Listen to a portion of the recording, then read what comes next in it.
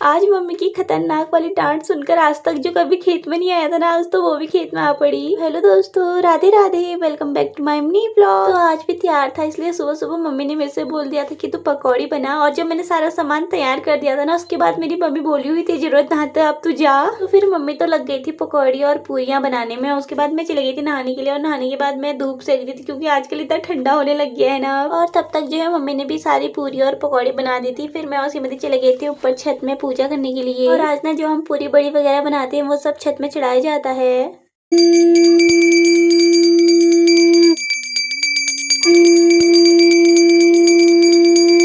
मैंने और सिमरती ने छत में ऊपर पूजा करी, और जो ऊपर बची हुई पूरी होती है ना वो छत में ही खानी पड़ती है।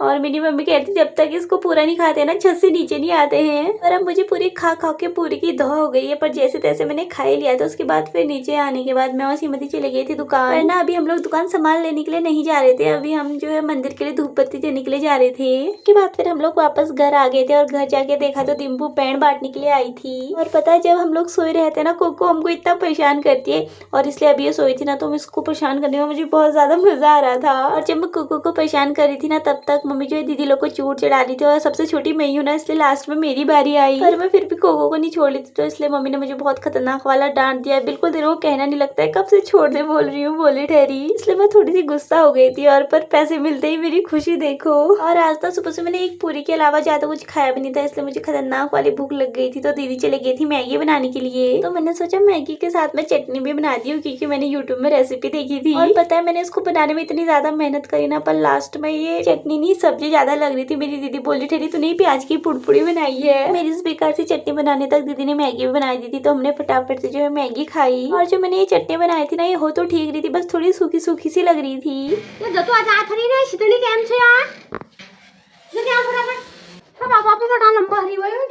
और उसके बाद फिर शाम के टाइम पे हमको जाना था घास काटने के लिए, पर दीदी लोग आ ही नहीं रहे थे। तो मेरी मम्मी बोल के आई घर में, जो नहीं आएगा उसको वो पटपटा दूंगी। इसलिए फिर मैं और मम्मी तो चले गए थे खेत में। मम्मी सूखी घास बांध रही थी, और मम्मी के घास बांधने तक मैं हरी घास काट रही थी। और फिर 10-15 मिनट बाद पूजा दी भी आ गई थी। और ये पता है इस साल फर्स्ट बार खेत में आ रही है, मतलब हमें तो बिल्कुल यकीन ही नहीं हो रहा था कि पूजा देवी खेत में आएगी। फिर थोड़ी देर बाद जो है आरती दी और रानी भी आ गए थे खेत में।